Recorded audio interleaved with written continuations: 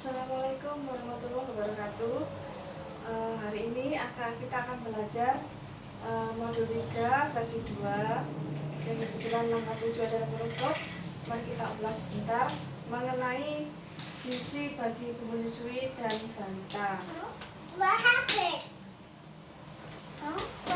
Ini salah satunya. Yang pertama adalah ada ASI eksklusif. ASI eksklusif di sini kapan sih seorang ibu itu memberi ASI eksklusif dan sampai kapan memberi ASI eksklusif saja tanpa campuran apapun, baik air ataupun MPASI. Nah, di sini menunjukkan bahwa ada ASI bila ASI saja itu bayi sampai 6 bulan. Jadi 6 bulan dimaksimalkan untuk meminum ASI eksklusif. Jadi tanpa makanan apapun, karena lambung bayi itu masih kecil, mungkin masih sebelah keleleng ya. Nanti yang kedua ini ada terus berikan bayi ASI sampai bayi 2 tahun. Jadi lebih baiknya sampai 2 tahun untuk memberi ASI eksklusif. Nah, kemudian susui bayi sesering mungkin dan semau bayi. Jadi semakin sering bayi itu menyusui akan semakin bagus untuk si bayi dan juga untuk memproduksi ASI-nya.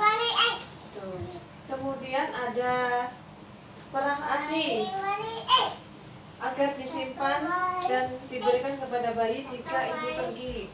Jadi tidak ada alasan untuk tidak memberi ASI kepada bayi. Bahwasanya ASI diperah terlebih dahulu, kemudian ditaruh di tempat itu khusus ASI. Di situ nanti ketika ibu sudah pergi kemana gitu, bisa diberikan. Jadi tidak ada alasan untuk bayi tidak meminum ASI. Yang kedua mengenai MPASI. MPASI ini adalah makanan pendamping ASI. Jadi MPASI ini diberikan secara bertahap, akan tetapi setelah 6 bulan. Jadi sebelum 6 bulan bayi itu tidak boleh diberi makanan pendamping. Nah, ini MPASI ini untuk bayi yang usianya sudah 6 bulan bertahap. Nah, ini ada ukuran makanannya setiap tahapnya. Ini ada di umur 6 sampai 9 bulan makanan lumat 2 sampai 3 kali sehari. Jadi benar-benar halus, nggak boleh kasar karena baru awal. Jadi makanan bayi harus benar-benar lumat, lembut. Bahkan kalau perlu masih yang encer. Nah, itu 1 hari 1 sampai 2 kali. Kemudian bila bayi sudah umur 9 sampai 12 bulan atau 1 tahun, bisa diberikan makanan yang lembek, jadi agak kental sedikit. Itu diberikan kurang lebih juga 1 sampai 2 kali sehari. Di sini masih boleh agak kasar lah di sini, dicincang-cincang gitu ya. Kemudian umur 12 bulan. Umur 12 bulan ini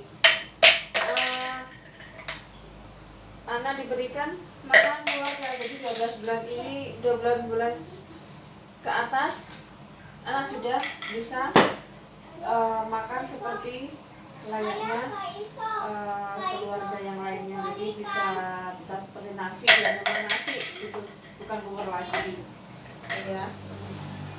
Kemudian di sini ada lagi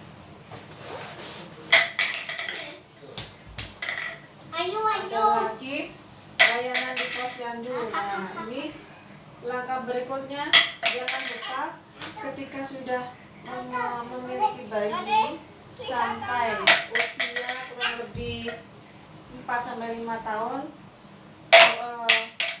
manfaatkan layanan di posyandu.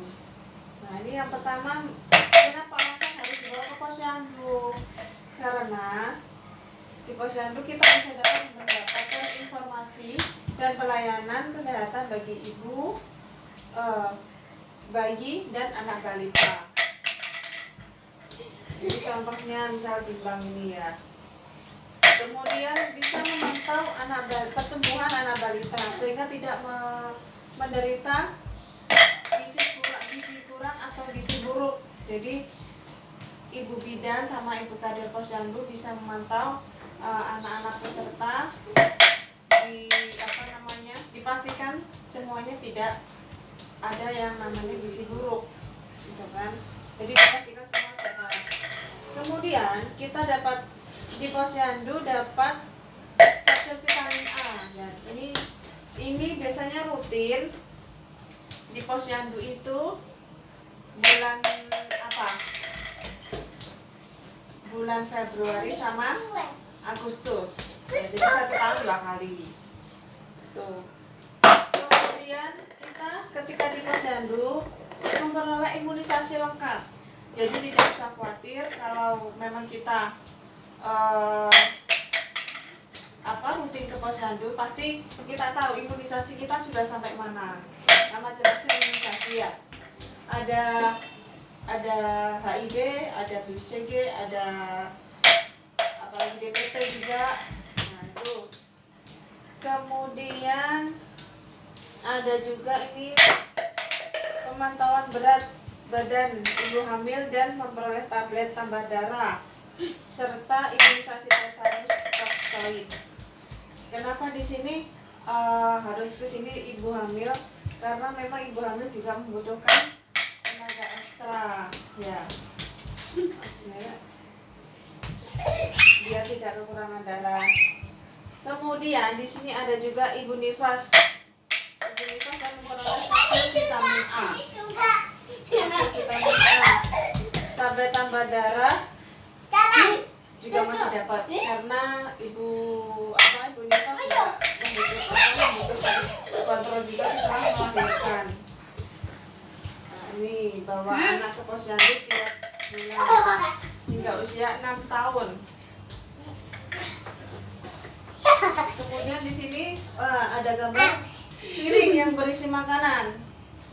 Di sini satu piring ini ada macam-macam, ada buah, ada sayur, ada nasi, ada ikan.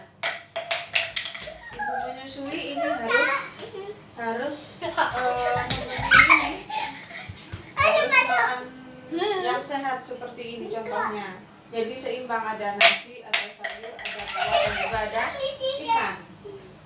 Nah, ini gunanya untuk yang bisa biar anaknya sehat. Nah, ini pesan ibu menyusui. Jadi di sini ibu menyusui tidak sekedar makan banyak ya, tapi juga harus bergizi. Nah, ini ada yang harus diperhatikan juga untuk ibu menyusui. Makanan pendamping ASI diberikan secara bertahap mulai usia 6 bulan. Seperti di awal tadi. Kemudian membawa bayi ke posyandu setiap sebulan sekali, jadi harus rutin ya, supaya perkembangan anak juga gizi, terus juga informasi-informasi mengenai kesehatan dan mengenai ibu dan anaknya juga tidak tertinggal informasinya. Misal mau waktunya memberi vitamin atau imunisasi kapan-kapannya ya. Kemudian bayi diberikan ASI saja selama 6 bulan. Ini ASI dulu ya. 6 bulan, jadi 6 bulan itu diusahakan maksimal ASI-nya sampai 2 tahun. Ini baiknya sampai 2 tahun. Kemudian ibu dan anak makan dengan gizi seimbang. Jadi ibu dan anak harus makan yang gizi yang seimbang. Kalau ibu ya biar makin sehat karena harus memproduksi ASI. Kalau anak memang masih masa pertumbuhan, juga masa perkembangan otak. Jadi enggak mengurangi gizi buruk, juga mengurangi keterlambatan berpikir. Tuh. Saya rasa sudah itu cukup. Mudah-mudahan bermanfaat, dan minta tolong untuk dipraktekkan ya ibu-ibu untuk di rumah. Jangan segan-segan untuk minta kerjasama dengan suaminya, baik itu merawat ataupun menjaga ibu sendiri untuk mengantar ke posyandu. Terima kasih, sekian saya dari saya akhiri. Wassalamualaikum warahmatullahi wabarakatuh.